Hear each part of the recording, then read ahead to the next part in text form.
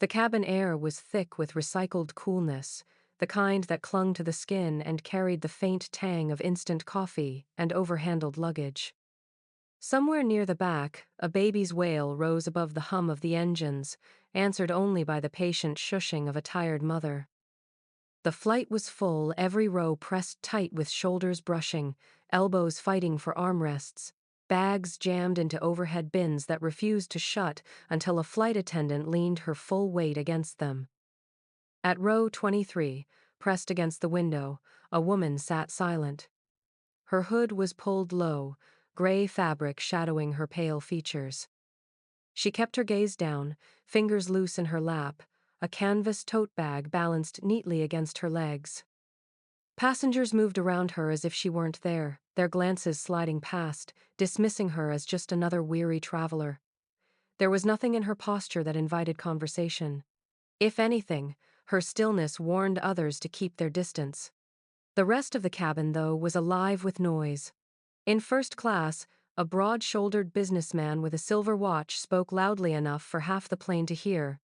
He laughed at his own stories, punctuating them with exaggerated gestures, while the passenger beside him nodded politely, eyes glazed over.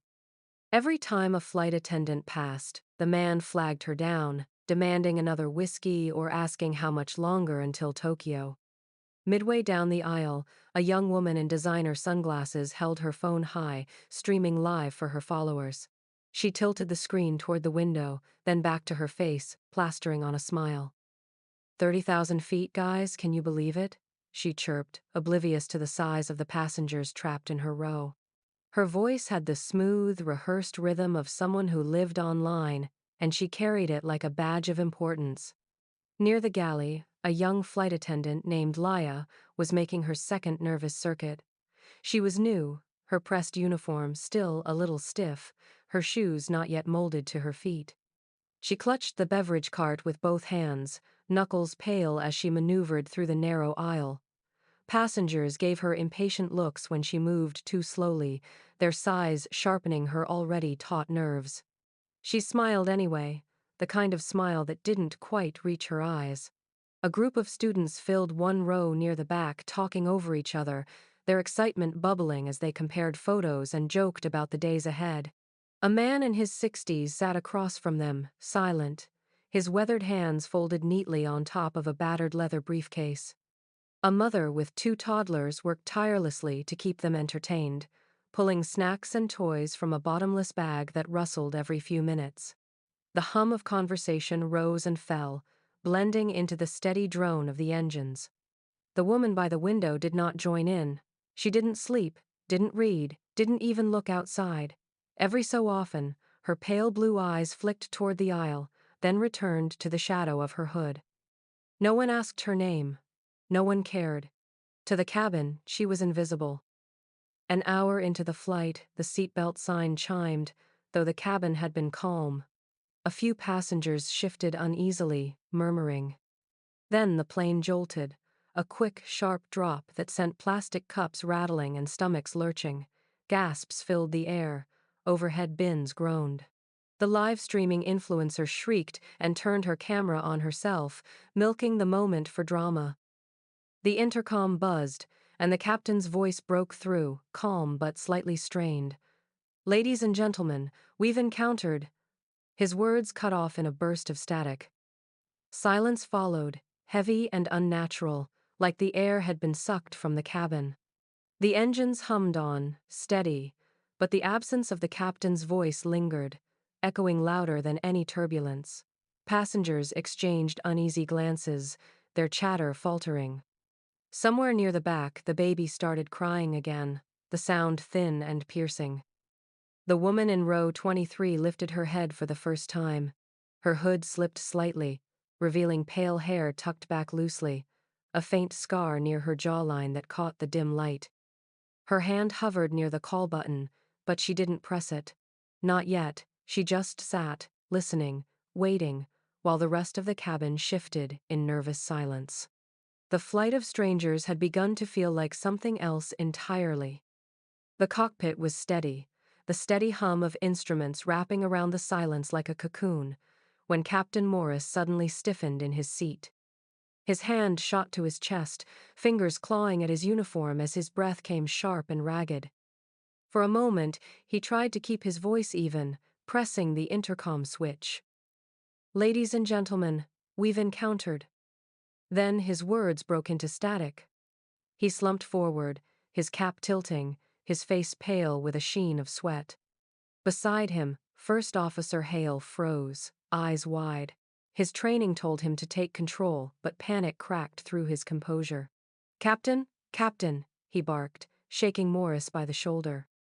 The man groaned once, then went limp. The plane continued its path, steady under autopilot, but Hale's heartbeat thundered louder than the engines. His hand darted to the intercom. "Medical assistance? We need medical assistance to the cockpit immediately." The announcement spilled into the cabin like an electric current. Conversations cut short, heads snapped toward the ceiling. A ripple of nervous laughter followed, brittle and sharp, as though mocking the possibility that anything real could be wrong. "What is this, a movie?" A man in business class sneered, his tone dripping with disdain. He leaned back in his seat, arms folded, waiting for the punchline. Phones were raised. The influencer with the sunglasses had already flipped her camera toward herself, whispering into her stream. "Something's happening, guys. This is insane." The nervous young flight attendant, Leia, pushed her cart into the galley and nearly dropped it. Her eyes darted toward the cockpit, then back at the passengers who were already shifting, their whispers rising. She forced a smile, her voice trembling. "I'm sure it's just precautionary. Please stay seated." Row 23, seat A, was still. The woman in the gray hoodie had not moved, but her pale eyes lifted. She pressed her call button with a soft click, the chime sharp in the tense air. Leia turned, exhaling like she had been waiting for something to ground her.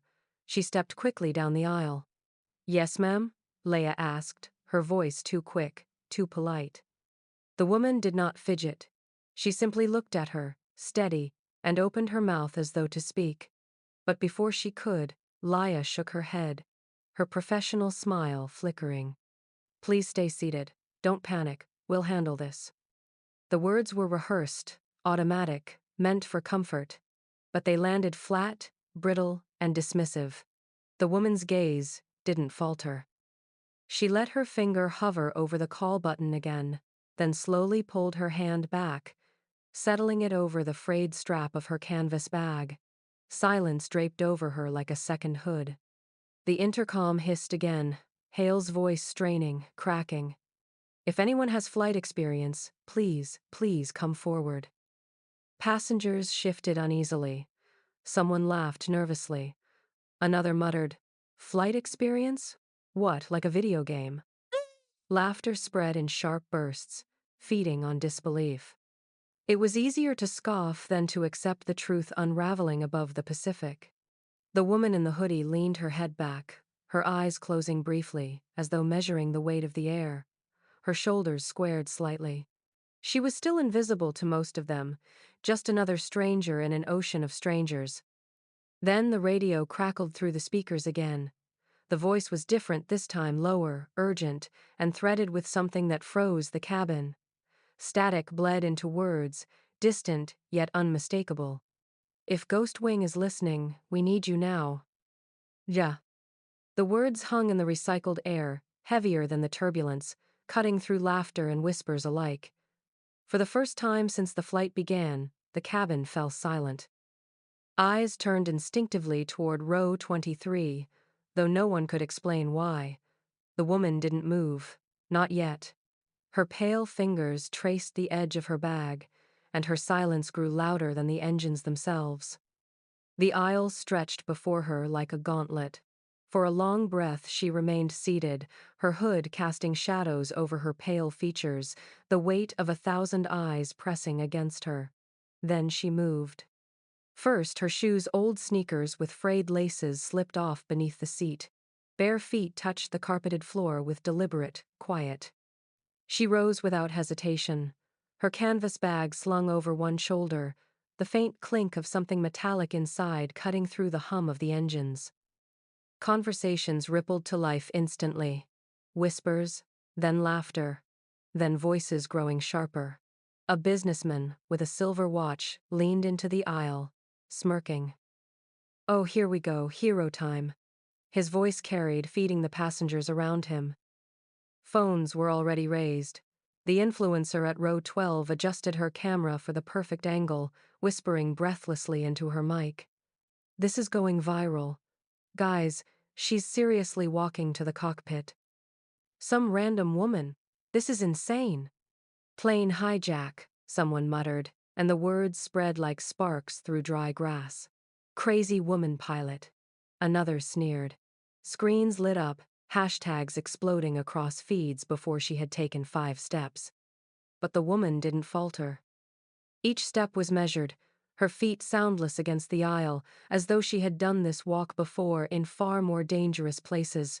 Passengers craned their necks, some jeering, some shrinking back in unease. The young flight attendant, Leia, hurried forward, panic flickering in her wide eyes. "Ma'am, you can't, please, sit down." Her words were swallowed by the mocking laughter. The woman kept moving. She didn't look left or right. She didn't answer.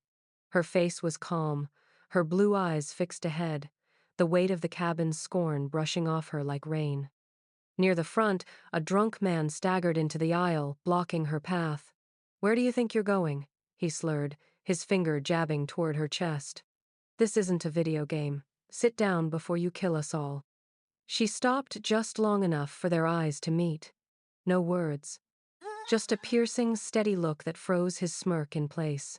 Then she stepped aside and slipped past, leaving him muttering curses that fell flat in the growing hush. The cockpit door loomed open, a rare and unsettling sight. The co-pilot was visible inside, his hands hovering over controls, his face pale and strained. He turned when he heard her approach, irritation flashing until his eyes fell on her. For a moment, he didn't move. His gaze dropped to the faint scar along her jaw, then to the inside of her wrist where her sleeve had slipped, revealing ink faded with time, a sequence of letters and numbers. A code name etched not for show, but for survival. His mouth went dry. The name escaped him before he realized he'd spoken it aloud. Ghostwing. The air seemed to still. The woman paused at the threshold, her expression unreadable. She didn't confirm, didn't deny. She didn't need to. 7 years. 7 years since the disaster that had burned through military records and left nothing but rumors. A covert mission gone wrong, aircraft swallowed in flames, a squadron erased from history. She had been declared dead, buried not in soil but in silence, her name whispered only in training rooms and conspiracy forums. Yet here she was. The co-pilot swallowed hard, his skepticism faltering. His hands trembled on the yoke, as if suddenly aware of his own inadequacy. "You were gone," he whispered, half to himself, half to her. "We thought." Her eyes flicked to the instrument panel, scanning with the ease of someone who had memorized the language of machines long ago. She stepped past him, her fingers brushing the controls, not tentative but sure, as if reclaiming something that had always been hers. The cabin behind her buzzed with confusion, disbelief, fear. Passengers pressed against their screens, desperate to capture proof of the impossible. Comments flooded in real time. "She's insane." "She's lying. Who is she?" "This is fake." Others whispered another possibility, one that carried weight. "She's back. Ghostwing is back." The co-pilot sat frozen, staring at her scar, her tattoo, the steady way her hands moved. Recognition burned away doubt. The ghost had returned, and the controls were hers again. The seat felt both foreign and familiar as she lowered herself into it, the captain's chair worn smooth from years of command. Her bare feet pressed against the rudder pedals, steady, her hands sliding over the cracked leather yoke like she was greeting an old friend. The co-pilot bristled beside her, his jaw clenched.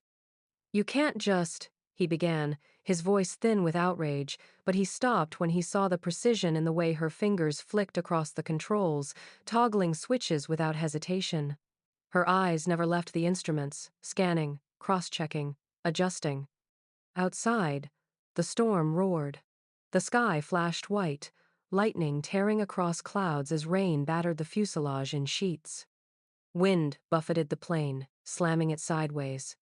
The cabin tilting hard enough that drinks spilled and trays clattered to the floor. Alarm tones screamed across the cockpit. Master caution lights blinked like angry eyes. System fault. Hydraulic pressure low. The computer droned over and over. The co-pilot's breath came fast. Autopilot's failing. I know, she murmured, her voice calm, steady as stone. Her hands moved, overriding commands, coaxing the aircraft back under her control. Every flick of her wrist, every measured input carried the weight of memory, the echo of a mission years ago that no one lived to tell but her. In the cabin, chaos rippled. Passengers clutched their seats, some praying, some shouting, some still mocking. "She's going to kill us," one man barked, his voice cracking with panic. Phones shook in trembling hands, live streams carrying the storm to millions of screens. Hashtags erupted: plane hijack, ghost wing, crazy hero. But beneath the noise, whispers spread like a tide. "It's her," someone said. "She's the ghost wing, the one who disappeared." The name carried down the rows, soft at first, then stronger. Faces turned toward the cockpit door, no longer sneering, but searching, remembering rumors. A covert disaster. A squadron wiped from records. A pilot too good to die, too stubborn to stay gone.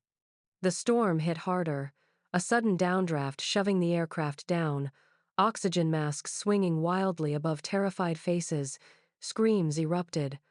The co-pilot gripped the edge of his seat, knuckles white. She leaned into the yoke, muscles taut, eyes locked on the horizon breaking through the storm wall.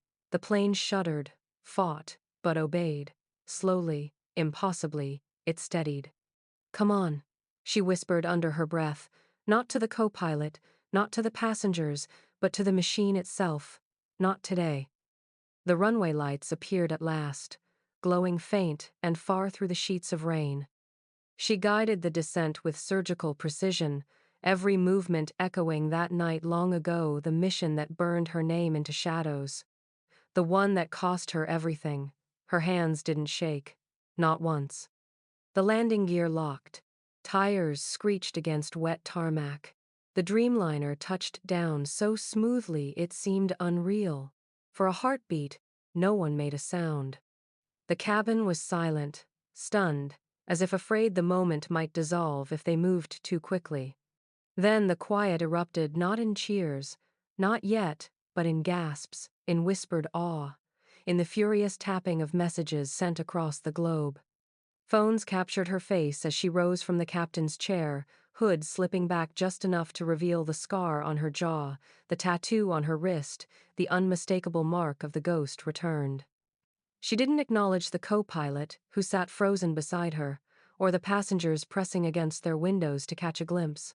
She bent, lifted her old canvas bag from the cockpit floor, and slung it across her shoulder. Her bare feet carried her down the aisle, past wide eyes and trembling hands, through the jet bridge where cameras already waited. Voices called her name, questions, demands, disbelief, but she gave them nothing. She stepped into the terminal, her face unreadable, her stride measured. The crowd surged, flashes burst, but she slipped through it all like smoke. And just as suddenly as she had returned, she was gone again, swallowed into the noise of the world, leaving only silence, rumors, and the memory of the flight no one would ever forget.